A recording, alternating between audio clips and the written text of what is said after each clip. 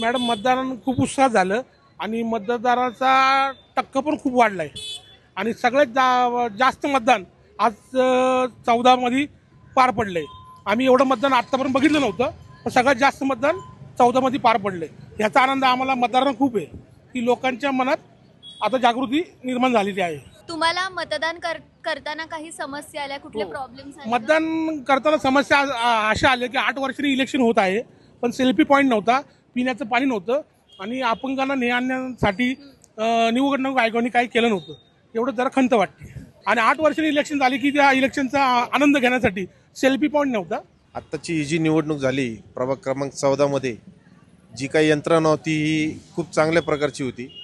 सगळ्या व्यवस्थित मतदान झाले, सगळ्यांना मार्गदर्शन पण व्यवस्थित झालं. इथून पुढं फक्त या प्रभागाचा विकास हो हीच एक इच्छा. चिंचवड पिंपरी महानगरपालिका मतदान छान झालं इकडे आकुर्डीमध्ये. आणि काय काय प्रॉब्लेम काही नाही बस ओके. तुमचं नाव शोधायला किंवा तुमचं केंद्र काय क्रमांक प्रॉब्लेम शोधायला. काहीच नाही आलं, लगेच सापडले लगेच. आणि इथे या तुमच्या प्रभागात समस्या कोणत्या आहेत? काय आमच्याकडे म्हणजे गटराच्याच आहे ना, पाण्याच्या. मग तुम्हाला खात्री आहे तुम्ही ज्यांना म्हणजे मत दिलं आहे ते सगळे तुमच्या समस्या सोडवतील? मग ते सोडवतील ना. आम्ही मत दिले ते सोडवणार आपलं ना, आपलं काम करणारच ना ते. आम्ही मत दिले म्हणजे ते काम करणारच आपलं ना. आम्ही चांगल्याच माणसाला मत दिलेले, चांगले लोक आहेत त्यांनाच मत दिलेले आहे.